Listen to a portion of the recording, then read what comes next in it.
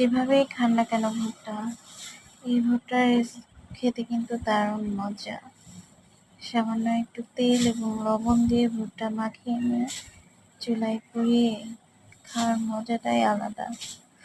বিশেষ না হলে খেয়ে দেখুন। যেভাবেই খান না কেন ভুট্টা, এই ভুট্টার খেতে কিন্তু দারুণ মজা। সামান্য একটু তেল এবং লবণ দিয়ে ভুট্টা মাখিয়ে নিয়ে চুলায় পুড়িয়ে খাওয়ার মজাটাই আলাদা। বিশেষ না হলে খেয়ে দেখুন। যেভাবেই খান না কেন ভুট্টা, এই ভুট্টার খেতে কিন্তু দারুণ মজা। সামান্য একটু তেল এবং লবণ দিয়ে ভুট্টা মাখিয়ে নিয়ে চুলায় পুড়িয়ে খাওয়ার মজাটাই আলাদা। বিশেষ না হলে খেয়ে দেখুন।